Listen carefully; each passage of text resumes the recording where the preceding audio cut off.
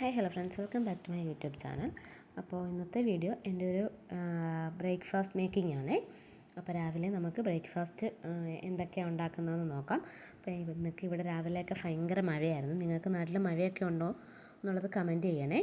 അപ്പോൾ നമുക്ക് ഇവിടെ നല്ല മഴയായിരുന്നു. അപ്പം മഴയായതുകൊണ്ട് തന്നെ ഞാൻ വിചാരിച്ചു കുറച്ച് ഇടിയപ്പം ചിക്കൻ കറി നമുക്കിന്ന് ഉണ്ടാക്കാവുന്ന ബ്രേക്ക്ഫാസ്റ്റിന് വേണ്ടിയിട്ട്. അപ്പോൾ ഞാൻ എടുത്തേക്കുന്നത് ഡബിൾ ഹോഴ്സിൻ്റെ ഈസി ഇടിയപ്പമാണ്. ഈസി ഇടിയപ്പപ്പൊടിയാണ് എടുത്തേക്കുന്നത്. ഇപ്പോൾ ഈസി ഇടിയപ്പപ്പൊടിയുടെ ഒരു പ്രത്യേകത എന്ന് വെച്ചാൽ നമുക്കിത് പച്ചവെള്ളം ഒഴിച്ച് കുഴച്ചാൽ മതി, തിളപ്പിച്ചരച്ച വെള്ളം വേണ്ട.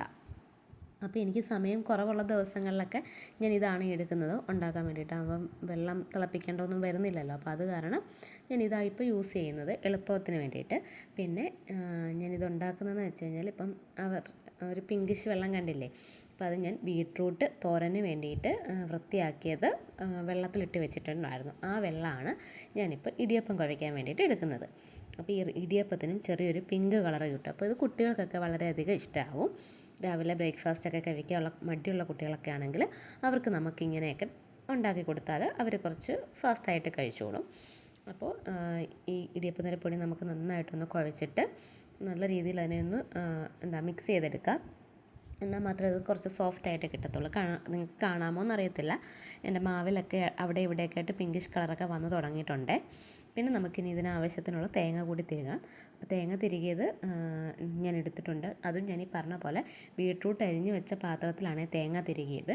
അതുകൊണ്ടാണ് ആ തേങ്ങയ്ക്ക് ഒരു പിങ്കിഷ് കളർ വന്നത്. പിന്നെ നമുക്ക് ഇടിയപ്പം ഉണ്ടാക്കാനായിട്ട് സേവനാഴി എടുത്ത് സേവനാഴിക്കകത്തേക്ക് നമ്മൾ മാവെടുത്തു. അതിന് ശേഷം നമുക്ക് ചുറ്റിച്ച് കൊടുക്കാം. അപ്പോൾ ഇത് ചുറ്റിച്ച് കൊടുക്കാൻ കുറച്ച് പാടാണ് ഇങ്ങനത്തെ സേവനാഴി ആയതുകൊണ്ട്.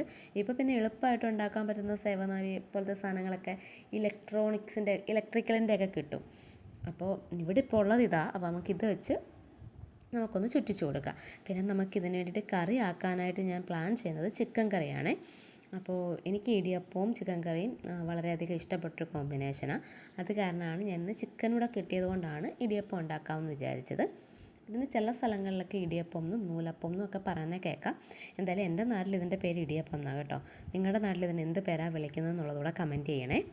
അങ്ങനെ നമ്മൾ ഇടിയപ്പം എല്ലാം ആക്കിയിട്ടുണ്ട്. പിന്നെ ഇത് നമുക്ക് അടുപ്പിൽ വെച്ച് വേവിക്കാം. അപ്പോൾ അതിന് ശേഷം ഞാൻ ചിക്കനെല്ലാം ഒന്ന് എടുത്ത് വൃത്തിയായിട്ട് കഴുകി മുളക് പൊടി, മഞ്ഞൾപ്പൊടി, ഉപ്പ് എല്ലാം ചേർത്തിട്ട് ഞാനൊന്ന് മിക്സ് ചെയ്ത് വെക്കുന്നുണ്ട്. അപ്പോൾ ഇതൊന്ന് മിക്സ് ചെയ്തതിന് ശേഷം നമുക്കിതിനെ ഒന്ന് റെസ്റ്റ് ചെയ്യാൻ വെക്കാം. അതിന് ശേഷം നമുക്ക് ഇത് കറി വയ്ക്കാം. ഓക്കെ, അപ്പോൾ നമ്മളിതിനെ ഒന്ന് റെസ്റ്റ് ചെയ്യാൻ വേണ്ടിയിട്ട് കുക്കറിലാണ് ഞാനിത് കറി വയ്ക്കുന്നത്. റെസ്റ്റ് ചെയ്യാനായിട്ട് വെച്ചിട്ടുണ്ട്. ആ സമയം കൊണ്ട് നമുക്ക് വേണ്ട സവാളയും കാര്യങ്ങളും ഒക്കെ അരിഞ്ഞെടുക്കാം. അപ്പോൾ ഇതൊരു ഈസി ചിക്കൻ കറിയാണ് കേട്ടോ. അതുകൊണ്ട് തന്നെ ഇതിൻ്റെ റെസിപ്പിയൊന്നും ഞാൻ കാണിക്കുന്നില്ല.